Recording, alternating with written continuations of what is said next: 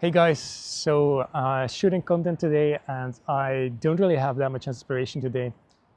I have like a really shitty week, and yeah, I haven't been managing to do calls, and it's just been kind of shitty. Like I didn't have the motivation, but today I bought a new camera thing here. It's standing now, so I can shoot videos here and make content, and this video is going to be me rambling. So if you are up for like chilling a little bit with me, then I guess maybe there's a video to watch for you if you like to see as a background and want just someone to talk about sales, I guess.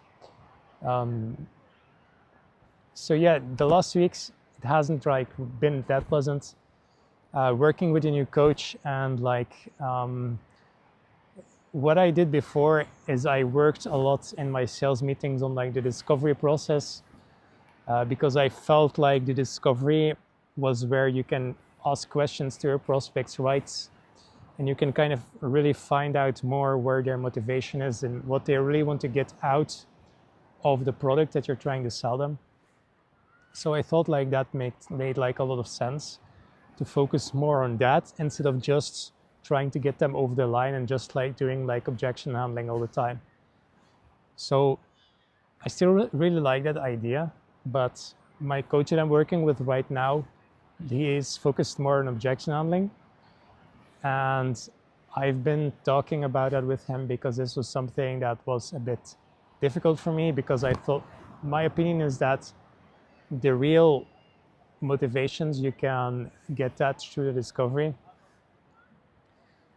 And he actually like agreed with me, and discovery is quite important, but it is difficult to like do it well, because usually people like struggle to admit their problems and to open up when you're just meeting someone for the first time online. So that is true, and that is something that I find in my discovery. Like it takes a lot of practice to do this right.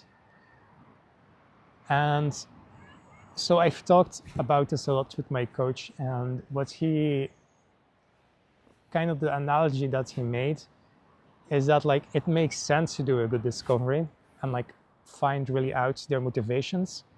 But the problem and the difficulty is that it's hard to handle or pre-handle all the objections in the discovery, because it's just the first part of the sales meeting, and they might not have all the trust yet. They just got to know you. You haven't pitched your solution to them yet. So especially if they're coming from cold traffic, they don't know anything about you. So that's what he said, is like it makes sense to figure out their motivations with them in the discovery, but you don't necessarily need to handle all the objections in discovery. You can just soften them up as much as possible so that you can get that trust and you can still find out their motivations. But if there are some objections that persist, or like the toughest objections, you can tailor your pitch to that then as much as possible. And then when it actually comes time after that to do objection handling, then now you can attack that.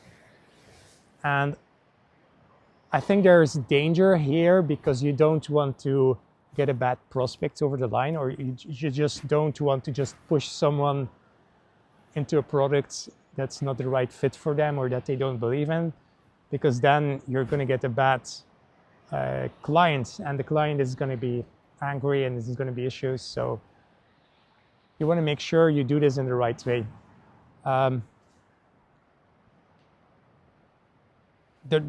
I think just the reason that you can do that is because it's the end of the meeting anyway. So now you're going to either get them over the line or you're going to lose them. And you want to get them over the line as much as possible, like as much as they are qualified and as much as they're willing to do that. So it just makes sense to like soften the objections as much as possible first, and then like attack later on, right? Because the more time you can spend in the meeting, the more quality time you can spend, the more they'll open up, and then the more they'll want to buy your product or be more open to your products, and the more they might slide their objections a little bit and trust you more and believe in your product more. So that is the thought process behind working with your new coach, and the things I'm going to work on a little bit more in objection handling. And I think it's going to be interesting to do this in a right way, because you don't want to get bad prospects over the line, but the reality is sometimes you do need to be able to dig into the problems a little bit, and that it's just about finding a good way to do that. And I do believe that if you can challenge them on things that they perhaps need to be challenged on, that you'll actually make like a good impression on them if you can handle it correctly. And being too conversational is, you're probably going to lose a lot of people.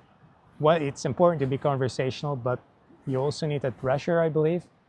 So that's why you want to take,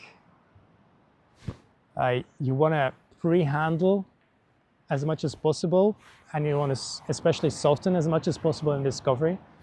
But then in the objection handling, if you practice that, it can probably make sense to do that as well. So I hope you enjoyed my ramble a little bit. I'm sorry I didn't have better content today for you, but we're going to work on it. And if you have any comments, guys, let me know. Any ideas? See you in the next video. Cheers.